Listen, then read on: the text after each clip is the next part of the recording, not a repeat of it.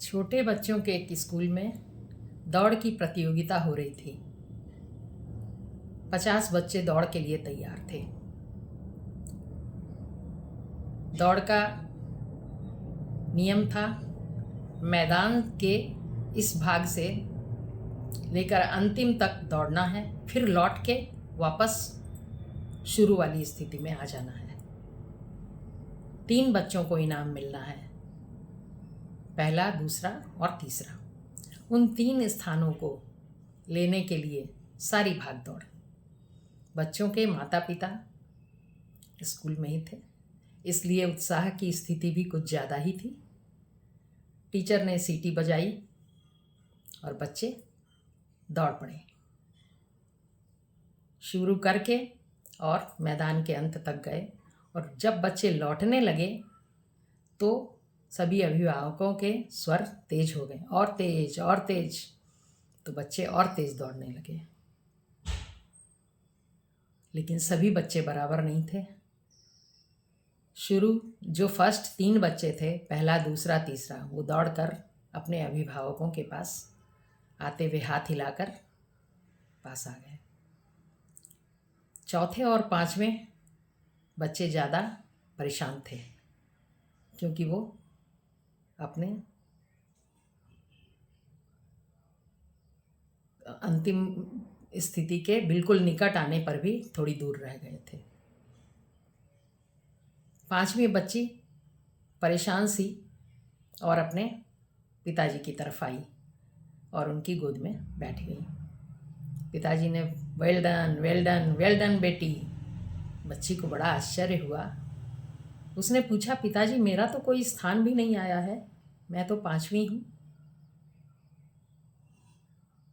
पिताजी ने कहा, तुम कौन सी आइसक्रीम खाओगी बेटा, ये बताओ। बोले, परंतु मेरा तो कोई स्थान नहीं आया है। बोले, तुम्हारे पीछे कितने बच्चे थे? तब बच्ची ने थोड़ा जोड़ घटाव करके कहा कि मेरे पीछे 45 बच्चे थे। उन 45 बच्चों में तो तुम प्रथम आई हो। तो बच्ची ने कहा, और मेरे आगे जो 4 थे? बोले, उनसे इस बार हमारा मुकाबला नहीं था। बोले, क्यों पिताजी? बोले, उन लोगों की इस बार ज़्यादा तैयारी थी, हम लोग अगली बार और ज़्यादा तैयारी करेंगे। हमारा मुकाबला पिछले 45 वालों से था।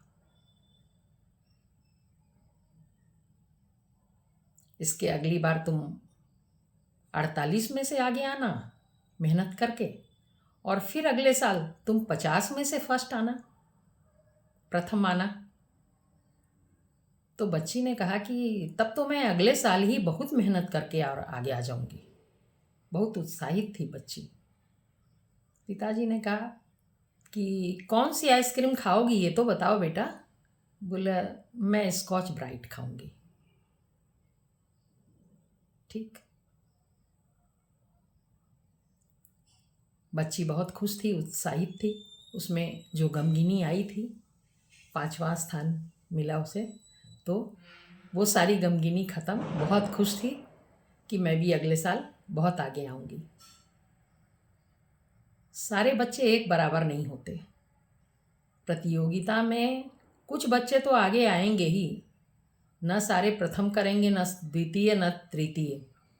कुछ आगे वाले हैं जिनका अधिक प्रयत्न रहता है, जिनमें अधिक त्वरा होती है, उत्साह होता है, और शरीर भी उसके काबिल होता है, तो वह स्थान पा जाते हैं। और उसके पीछे के बच्चे, कोई ज़रूरी नहीं है कि वो बहुत ही बेकार बच्चे हैं, उन्होंने कुछ नहीं पाया। सबकी अपनी अपनी शक्ति होती है, सबका अपना अपना उत्साह होता है। तो हमें बच्चों को नाकाबिल बोलकर, नकारा बोलकर, या तुम असफल हो गए ऐसा बोलकर उनका मन छोटा नहीं करना चाहिए, क्योंकि इससे सारी चीज़ें उसकी पीछे हट जाती हैं। बच्चे आगे बढ़ने की जो त्वरा है उसको ख़त्म कर देते हैं। अंदर से वो सोचते हैं कि हम कर नहीं सकेंगे, हम असफल हैं। हमें अपने बच्चों को इसी कहानी के जो पिताजी थे बच्ची के, उसी की तरह से ट्रीट करना चाहिए, और सही पालन हो सकेगा। उन्हें हमें छोटा नहीं दिखाना चाहिए। और मेहनत करो बेटा, और करो, अपने पैरों को मजबूत करो। पढ़ाई है तो पढ़ाई में कहें और प्रयत्न करो, अच्छा होगा। तुम्हारा मुकाबला तुमसे है, तुम अच्छा करो। और क्या कर रहे हैं उसके पीछे हमें नहीं जाना है। अपने में हम अच्छा से अच्छा करें, खूब प्रयत्न करके, बस इतना ही।